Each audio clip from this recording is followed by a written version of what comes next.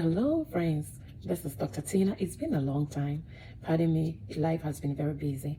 But today I just wanted to do this short video to help those that are renewing their certifications, either ANCC or AANP. And I have renewed as you all know, I have 2 certifications. I've already renewed my ANCC and I'm in the process of renewing my AANP. So for you to know, you can renew your certifications a year before the expiring date. So ANCC did very well by sending me a reminder a year ago so that I could go ahead and renew before time, because there are so many requirements that you have to complete before you renew. And then a few months ago, I got a reminder from AANP to renew my certifications. Both certifications have some requirements, and today I want to go over, because I was looking for videos that talk about that, but I could find only a few. So today I have my requirement open for the ANCC, and I'll go over. For ANCC, have a lot of options, and so to renew your certification, you are not limited to one choice, but you have so many choices you can choose in order to renew your certification, and all of them charges. I noted that since I am a member of AANP, it was a little bit cheaper, I think 120, but compared to ANCC, it's in 300. So the ANCC is a little bit expensive, but the requirement is a lot that you can choose from, so you have choices. So first of all, one has to have 75 CEs. 75 CEs for ANCC, and then 25 of those have to be pharmacology. And so you have 25. So fortunately for me, I have about 37 for the pharmacology, and I have about 80 or something or more for the CE. And so I didn't have any issue about that. So for ANCC, so you have to have the 75 CEs, which is a requirement. It's required for you. When you go to AANP, it's also a requirement for them for you to have 100 CEs.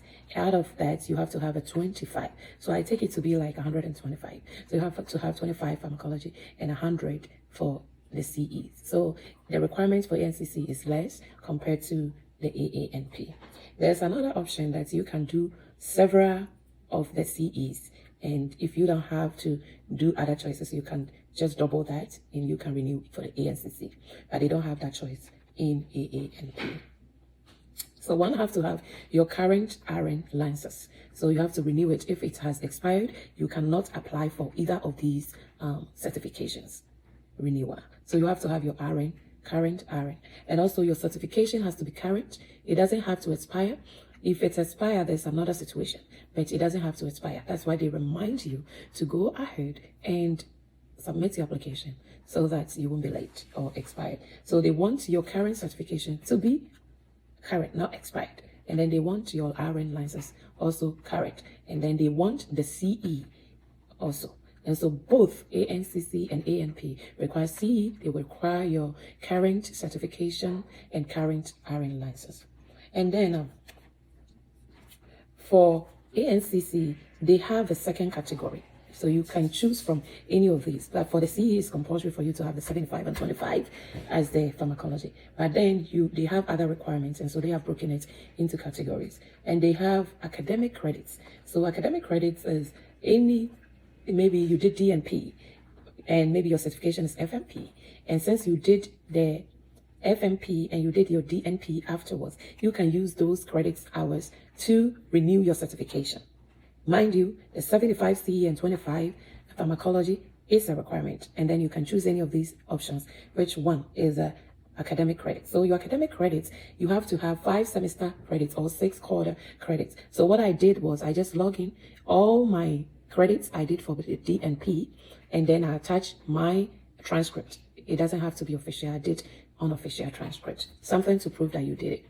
And then I also submitted my certification that yes, I completed my DNP course. And so that one, you can use it to renew. And then other choices like category 3, you can do presentations. You can do presentations, will only count one time, regardless of how many times the course is taught. So if you did a presentation, you can use that. Or you did a journal, you can use that, and that counts for you. Also, clinicians must be primary presenter of first time presentation, delivered in structured teaching. So let's say you are an educator, right? It has to be, if you are going to use that to renew, it has to be a clinical aspect, and that can serve as one time, and that can be used to renew it. So one or more presentations are 5 block hours. So, but you can only use one time. And then the next one is evidence-based practice or QI projects or publication or research. So like I stated, if you want to renew you with a presentation or something journal you wrote, then you have that choice in ANCC. So the next one you can do is research or your presentation. So you can, maybe you wrote something in a journal or something like that, you can use that to renew your certification. So that is under publications, like publish one article in a peer-reviewed journal or a book chapter. A clinician must be an author, co-author. You can use that. And you can also publish 5 different articles related to certification specialty. If, let's say, you are FNP and maybe you did a presentation on diabetes, it falls under family nurse practitioner, and so you can use that to renew. And then the research, you have to complete 1 IRB research project. So it's explained, it's broken that way to help you. Then we have category 5, which is preceptor hours. So let's say if you precepted, you can use those hours to renew your certification. So if you precept, they have a tablet or a table form or something they have already structured for AANP, and the hour is not exactly like you just do 120, so you're going to use the whole 120. No, it's broken in a certain way. But for ANCC, if you precept, let's say 120 hours as a preceptor, providing direct clinical supervision or teaching to students in academic program related to your certification specialty, you can use that. But mind you, in AANP, it's stated in a different way. Then category 6 is a professional service. Okay, so what does that mean? So 2 or more years of volunteer service. So for instance, I have been volunteering in a community clinic, so I could use those hours to renew. So 2 or more years of volunteer service with international, national, state, or local healthcare related organization in which your certification specialty expertise is required.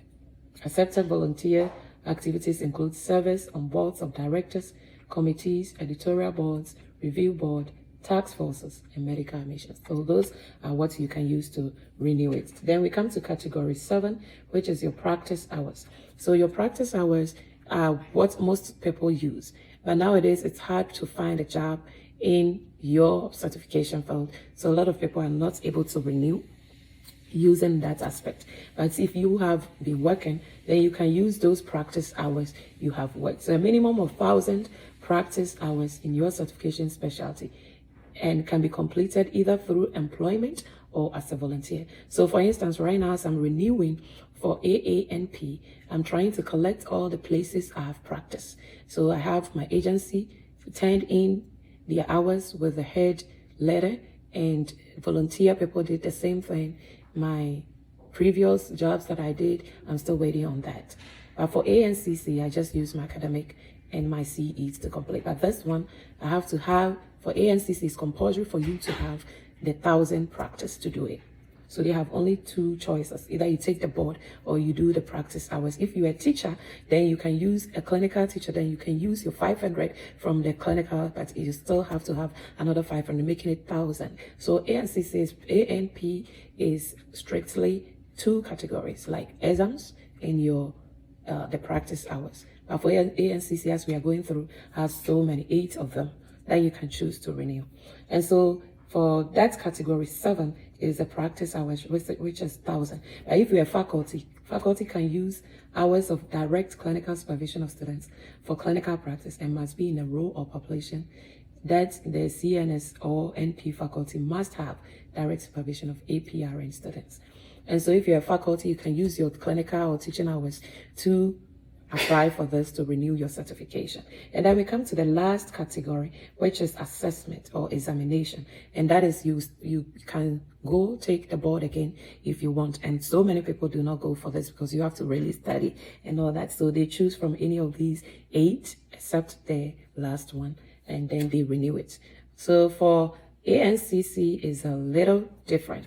And so now let's have a brief talk on the AANP renewal requirements. So I have also pinned the renewal requirements for AANP. So for ANP option 1, you have to recertify by clinical practice hours and continue education. So you have to have 1,000 hours of practice. 1,000 hours of practice. But in that 1,000 hours of practice can be volunteer, can be faculty, clinical supervision and all that. But there's a coin or a little trick about it. If you're a faculty, they only accept 500 from the teaching aspect, okay? And then it has to be clinical aspect. And so 1,000 hours is required of your practice. It doesn't matter where. So wherever you have practice as volunteer, they accept that as well. So minimum of 100 contact hours of advanced CE is required. Out of that, they require that you have CEs, 25 credits of the CEs, the 100 CEs must be pharmacology. And then precepting is an optional criterion that can be used to replace up to 25 non-pharmacology. So you see over here, the preceptor that you do can replace 25 of those CEs you have done, but it cannot replace the pharmacology CEs. So you have to take note of that. And so let's say precepting is defined as serving as clinical preceptor for interdisciplinary advanced health care students while providing direct patient care as a nurse practice in your area of certification. So that's the only way you can use that, but you can only replace 25 of those. So like I did Preceptor student from Walden, and I can use that if I want. I can use that to replace some of the CE hours, with the exception of the pharmacology. So I can replace that. And that has a tablet or table for you to convert. You just, because you have, you precepted maybe 100, you could use 100. No, it has a table where you have to convert that. And as you convert that, the amount you get. So we will reach there. So option 2 is recertified by examination. So remind you, they have only 2 options. One is your practice hours with your CE requirements. And then the 2 is taking the board with your CE requirement. So you can take your exams by registering and go take it. Now let's focus on the preceptor aspect. So we have to convert clinical preceptor hours to CE contact hours. We have to go and review their table, which they have already formed.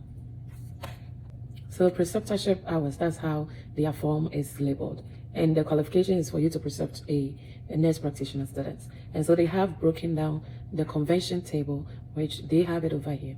So conversion to non-pharmacology hours, a maximum of 120 preceptor hours may be claimed for a maximum of 25 non-pharmacology Cs. So I had 80 CEs over there, and I didn't want to complete another 20 to make it 100. So I just went for my certificate, my preceptorship that I did with Warden. And so when I precepted Warden students, and so I came to the table and look at the hours. So let's say I did 80 hours for the student. And so I came to the table, conversion table, clinical hours, and they have the CE credits, which correspond with it. So when you come here, it says 76 to 80 hours, you will get 16 CEs. So 86 to 90 hours, you get 18 Cs. So that is how they have that. It's up to you to use any of these boards or any of these ANCC and ANP to renew your certification. You look at your situation. If you haven't found any job or it's difficult in your area to get a job, then you go ahead and choose the ANCC. But if it's easy for you to have a job, or you are working, or you're volunteering, then AANP is okay, and that will be fine.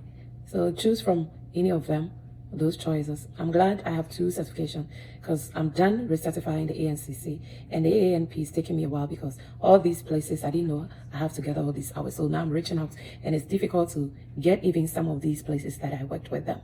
And so you have to start early, gathering your staff so that you won't be behind, or don't let your certification expire. I hope this helps. Stay tuned for the next video. Remember to subscribe to my channel. You can follow me on TikTok and Facebook healthy lifestyle, and also Glam Tina on Facebook, Instagram, and TikTok. Stay blessed. Have a blessed night. Bye.